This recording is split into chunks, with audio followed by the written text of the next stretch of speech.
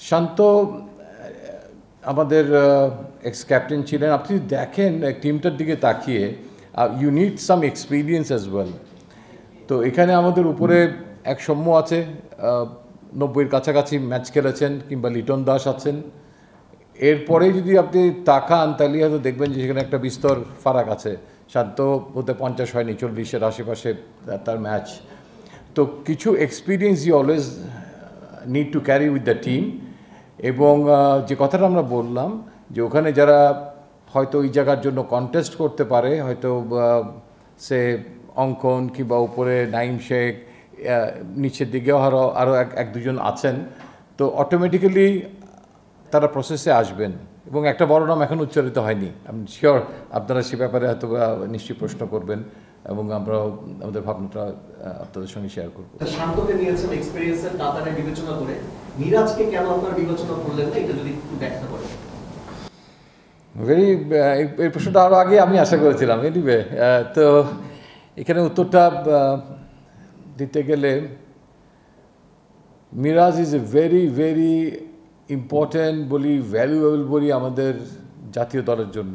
Specially আমি বলবো test match and one ডেতে অনেক ভ্যালুয়েবল, এবং ওয়ার্ল্ড র্যাঙ্কিংয়ে তার প্রতিফলন হচ্ছে, শুধু জাতীয় দলে না।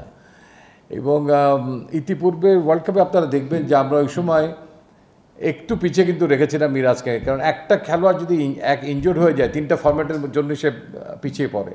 আর এখানে যে 5টা বোলার থাকবে তাদেরকে 4 ওভার করে বল করতেই হবে। তো সেই ক্ষেত্রে যেমন শেখ মাহাদি কিছুটা এগিয়ে আছে, and at the same time আমাদের হাতে যদি অপরচুনিটি থাকতো যে নাহিদ রানা অন টাইম আমাদের সঙ্গে আছে, তাহলে কিন্তু হয়তো আমরা 5টা সিমারের জায়গায় 4টা সিমার নিয়েও অ্যাকোমোডেট করতে পারতাম, ওইদিকে একটা ব্যাটসম্যান বাড়াতে পারতাম। সেই সুযোগটা আমাদের কাছে ছিল না।